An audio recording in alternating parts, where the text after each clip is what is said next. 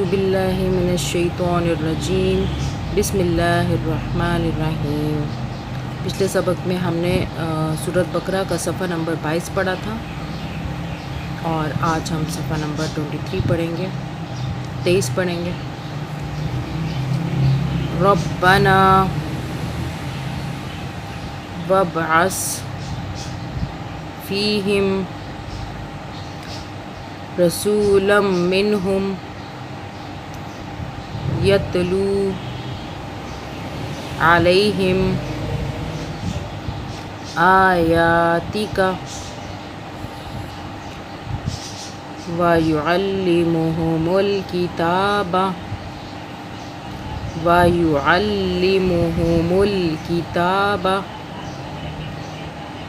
والحکمۃ وَيُزَكِّيهِمْ إِنَّكَ أَنْتَ الْعَزِيزُ الْحَكِيمُ۔ وَمَنْ يَرْغَبُ عَنْ مِلَّةِ إِبْرَاهِيمَ إِلَّا مَنْ سَفِهَ نَفْسَهُ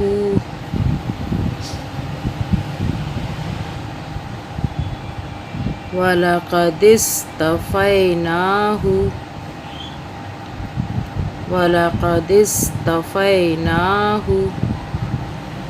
فِي الدُّنْيَا وَإِنَّهُ فِي الْآخِرَةِ لَمِنَ الصَّالِحِينَ۔ إِذْ قَالَ لَهُ رَبُّهُ أَسْلِمْ قَالَ أَسْلَمْتُ لِرَبِّ الْعَالَمِينَ۔ وَوَصَّى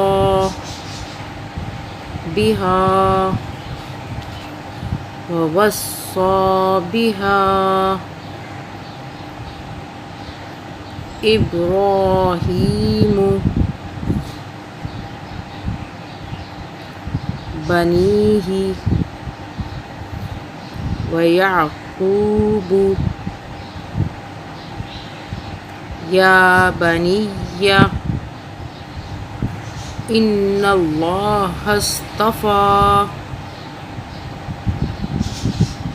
لَكُمُ الدِّينَ فَلَا تَمُوتُنَّ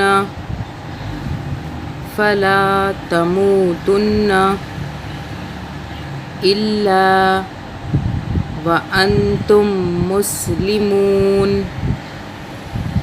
صدق اللہ العظیم۔ اب اس کا ترجمہ کر لیتے ہیں۔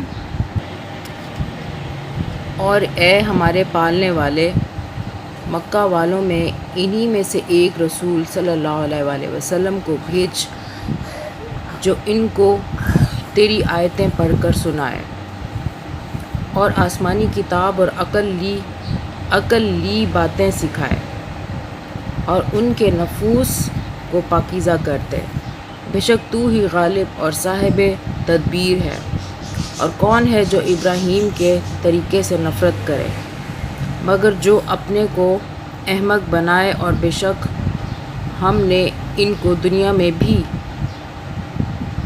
منتخب کر لیا اور وہ ضرور آخرت میں بھی اچھوں ہی میں سے ہوئیں گے۔ جب ان سے ان کے پروردگار نے کہا اسلام قبول کرو تو عرض کی میں سارے جہان کے پروردگار پر اسلام لایا۔ اور اسی طریقے کی ابراہیم نے اپنی اولاد سے وصیت کی اور یعقوب علیہ السلام نے بھی کہ اے فرزندو، خدا نے تمہارے واسطے اس دین اسلام کو پسند فرمایا ہے پس تم ہرگز نہ مرنا مگر مسلمان ہی۔ تفسیر میں دیکھ لیتے ہیں۔ اس آیت سے واضح ہوا کہ حضرت ابراہیم کو مذہب جس کی پیروی کرنے کا حکم دیا گیا ہے عقلی تھا، اور یہی اہل حق کا مذہب ہے، اور اس سے حسن و قباح اشیاء کے عقلی ہونے کی گتھی بھی سلجھ گئی، اور اس بنا پر احادیث میں عقل کو نبی